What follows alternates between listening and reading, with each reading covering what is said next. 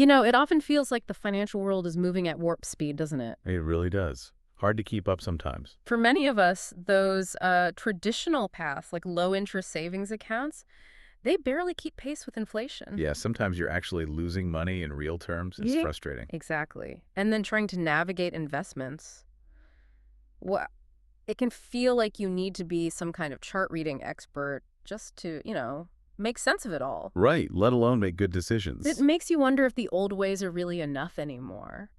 But maybe we're on the edge of something different. Like, what if AI wasn't just for analysis? Hmm. What if it could be like a personal financial architect or even a completely autonomous system managing investments for you?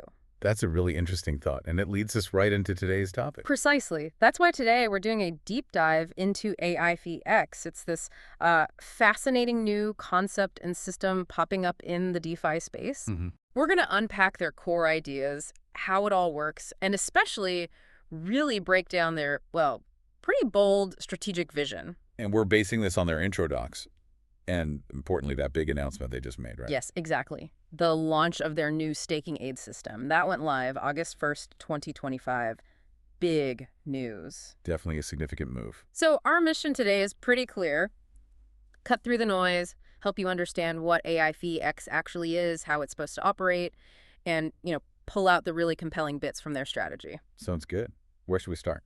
Let's start with the basics. Think about traditional finance. You put money in a bank, you earn minimal interest. Right, sometimes so little that inflation just eats it away. Can feel like you're treading water, or worse. Yeah, like a losing battle sometimes. Indeed. And that's kind of the pain point AIFEX seems to be targeting. Their whole proposition is fundamentally different. They're using AI, but within this newer financial world, decentralized finance, or DeFi. Okay, DeFi. So for listeners who might be newer to this, that's basically financial services on the blockchain, right? Essentially, yes. It cuts out the traditional middlemen, like banks. Yeah. Think peer-to-peer, more direct. And the big draw is often transparency, isn't it? Transparency and often efficiency. Yeah. AIFE is taking that core DeFi idea and building, well, they call it a complete financial ecosystem on top of it. An ecosystem, so more than just one tool. Exactly. It's meant to be comprehensive. Right. At the heart is their AI called Takwin AI. Takwin AI, okay. And they claim this isn't just some basic trading bot. It's designed to constantly analyze market sentiment, global economic stuff, tons of data, basically, to find investment opportunities worldwide. And the blockchain part ensures it's all above board, like you can check the records. That's the idea. Full transparency, auditability, everything traceable. And within this system, they have their own tokens. Ah, right. The native tokens. Yes, AIFX is their main one, their utility token. Okay. And then there's USDI, which is their stablecoin. Pegged to the US dollar, I assume, for stability. Correct. Pegged to the USD, aiming to provide that stable element in what's often a pretty volatile crypto environment. Okay, that makes sense. Which brings us back to that August 1st announcement, the staking aid system. You said it replaces all their old AI funds. Correct. A complete replacement. It's a pretty decisive pivot, strategically speaking. Wow. So what does this new staking aid actually involve for someone using the platform? Well, it breaks down into two main options, weekly staking and yearly staking. Okay. And the daily return figures they've announced are, well, they're quite striking. Jamie, how? For the weekly staking, they're talking about approximately 3.0% return per day. Hold on. 3% per day. Per day. And for the yearly staking option, it's even higher, approximately 3.5% per day. 3.5% daily. That's astronomical compared to almost anything else. It is. And they also mentioned that for the yearly one, your initial principal is returned at the end of the staking period at maturity. Okay, and how do you actually get these returns? Is it paid in cash or? No, it's paid out in their own AIFX tokens. Ah, okay. So you get AIFX. Right. And once you receive those AIFX tokens, the idea is you can withdraw them and then swap them on PancakeSwap. PancakeSwap, the decentralized exchange. So you can trade the AIFX for other cryptos or stablecoins there. Exactly, assuming there's enough liquidity, which we'll get into. Okay, I have to pause on those return figures again. 3%, 3.5% daily. I mean, compared to traditional investments or even a lot of DeFi yields, that sounds incredibly high. Almost too good to be true, maybe. You're absolutely right to flag that. Those figures are way outside the norm for conventional finance and even very high for the DeFi space. So what's the catch? Or rather, what's the risk? Well, it brings us straight back to that fundamental finance principle, which gets amplified hugely in DeFi. High potential returns always come with high risks. To even aim for numbers like that, their talk when AI would need to be pulling off some incredibly sophisticated, super agile, and consistently winning trades or yield strategies. We're talking complex stuff, maybe derivatives, high leverage, things that magnify gains but also magnify losses. Right. Leverage cuts both ways. Absolutely. And sustaining that. That's the massive challenge.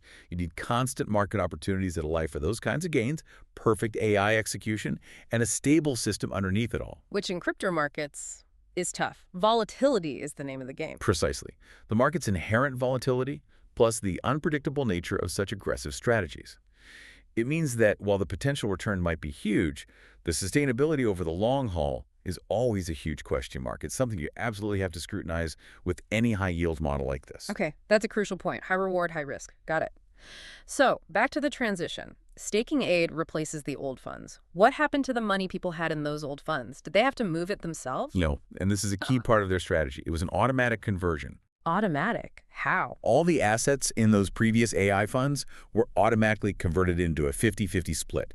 Half AIFX tokens, half USDAI stablecoins. Okay, so everyone holding assets in the old funds now holds AIFX and USDAI instead. Correct. But it didn't stop there. The system then automatically took those assets and used them to create liquidity on PancakeSwap, creating LP tokens, liquidity pool tokens. Boosting liquidity for AIFX and USDAI on PancakeSwap. That makes sense strategically. Exactly. But then those LP tokens that were just created, they were automatically staked directly into AIFX's own 8F system. They take where? Into 8F, which sounds like their core staking contract or system, and crucially staked for a full year. A fully automatically? Automatically.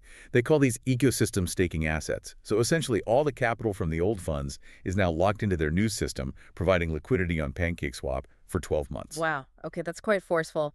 Users didn't get a choice to, say, withdraw after the conversion. Based on the description, it seems like it was an automated process designed to lock that capital into the new ecosystem for that year. It ensures continuity and boosts their metrics, but yeah, it does remove user control over those specific assets for that period. That's a really important detail. Okay, before we dig more into the why behind all this, let's talk fees. With those high daily returns advertised, how much does the actual investor keep? Right, the net return. They have a breakdown. First, there's a 5% management fee taken off the gross returns. Okay, 5%. Standard enough, maybe. Then here's the big one. 50% of the remaining return goes to the platform, to AIFEX itself. 50%, half. Half. So the platform takes 50%, management fee is 5%, leaving 45% of the generated return for the actual investor. Wow, 50% platform share that's very high compared to typical fund structures, even in DeFi sometimes. It is remarkably high. It suggests they have a very strong mechanism for capturing revenue, presumably to fund their AI development operations and this aggressive growth strategy. But yes, it means that attractive headline return figure gets significantly reduced before it hits the investor's pocket. That definitely changes the calculation for potential investors. Okay, so let's connect the dots now. The new system, the automatic conversion, forcing assets into LPs, staking them for a year, the high platform fee. What's the grand strategy here? It feels very orchestrated. It absolutely is. This isn't just a series of updates. It's a deliberate, multi-pronged strategic playbook, a master plan, if you will. Okay, lay it out for us. Goal number one seems to be consolidation, aggressive consolidation. Get all the old assets funneled into PancakeSwap liquidity and then lock them into their new 8F staking. Centralize the capital. Creating a strong base. Okay, what's next? Second, and this is a huge one, aggressively drive up their total value locked, their TVL. TVL, that's a key metric in DeFi, right? Shows how much money is locked in a protocol. Exactly. And their stated goal is to push that TVL figure past $1 billion USD. Quickly, $1 billion. That's ambitious. Why is that number so important? Because in the DeFi world, TVL is massive for credibility. A high TVL signals trust, scale, robustness. It attracts attention, creates buzz, brings in more users, more potential investors. It's like a magnet. Hitting $1 billion would be a major statement in the Web3 community. So it's a credibility play designed to attract more growth, like a snowball effect. Precisely. Which leads to the third goal, new user acquisition.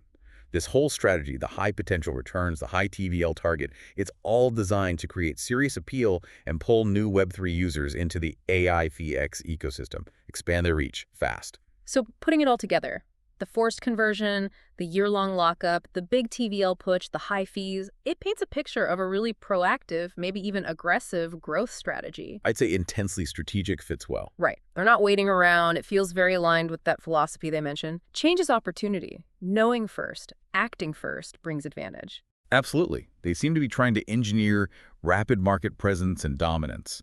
It's not just participating in DeFi, it's trying to actively shape their position within it at high speed. Almost like a financial blitzkrieg, in a way. A very focused, high-speed operation. It's definitely a compelling narrative they're building. It is. The whole thing seems meticulously designed to create this powerful pull, drawing in capital and users, aiming to cement themselves as a major player very quickly. It's a high-stakes game they're playing. So to recap, we've looked at AIFEX, this system blending AI and DeFi. We've seen their vision for a new financial future, driven by their Taquin AI. And we've dissected this major strategic shift with the staking aid system, a pretty intense plan focused on consolidating assets, rocketing their TVL, and grabbing market share fast. It's a fascinating glimpse into where AI-driven finance might be heading. It really is. And it raises a big question, I think, for everyone listening. When you see these AI-driven systems emerge, systems that aren't just aiming for slow, steady growth, but for exponential expansion and rapid market capture, what does that signal for your own personal money management down the line? That's a deep question. How might this change how we think about investing? Exactly. Could these AI-managed ecosystems become the new normal? And what does that mean for how you need to understand risk, how you interact with your finances? Does it require a whole new skill set from us? And maybe building on that, for anyone looking at these high-yield opportunities like AIFEX's staking aid, Yes. the critical thing becomes how you balance the potential reward with the risks, right? Absolutely critical. How do you realistically assess those risks? The market volatility, the question of whether those high returns can really last long term, the specific system mechanics like that 1-year lock-in and those high fees. How do you weigh all of that against the potential upside? That's the key question. Determining what's actually reasonable and suitable for your specific situation, your risk tolerance, as these kinds of powerful, innovative systems keep appearing.